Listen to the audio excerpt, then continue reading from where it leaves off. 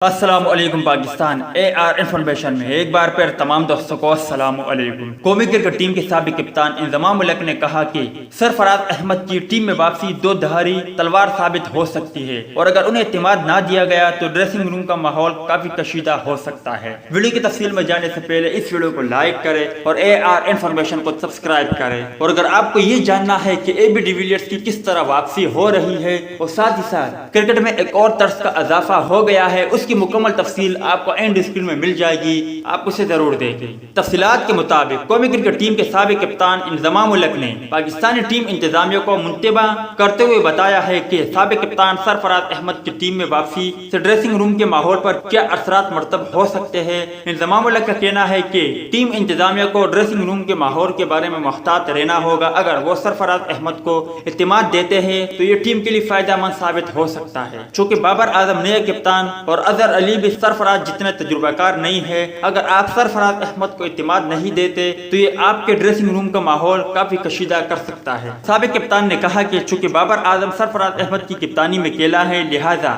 اس پر بھی دباؤ پڑ سکتا ہے۔ اسی طرح وہ کھلاڑی جو سرفراز احمد کے ماتحت کیلے ہیں وہ بھی دباؤ میں آ سکتے ہیں۔ پی سی بی کو یا تو سرفراز احمد کو ایک کیٹیگری میں شامل کرنا چاہیے تھا یا انہیں سینٹرل کانٹریکٹ میں شامل ہی نہیں کرنا چاہیے تھا، کیونکہ سرفراز احمد ایک غصے والا کھلاڑی ہے اور وہ ڈریسنگ روم کا ماحول اچھا چاہتا ہے۔ اسی وجہ سے اگر ڈریسنگ روم کا ماحول سرفراز احمد کے مطابق ہوگا تو پھر تو یہ پاکستان کرکٹ ٹیم کے لیے بہت ہی اچھا ہے۔ اس کے برعکس اگر ڈریسنگ روم کا ماحول اچھا نہیں ہوگا تو یہ پاکستان کرکٹ ٹیم اور خود کھلاڑیوں کے لیے بہت برا ہوگا۔ تو دوست یہ تھی سرفراز احمد اور انضمام الحق کے حوالے سے کچھ اپڈیٹ، امید کرتا ہوں آپ کو پسند آئی ہوگی۔ اس اپڈیٹ کے متعلق اپنی رائے کے اظہار کمنٹس باکس میں ضرور دیں۔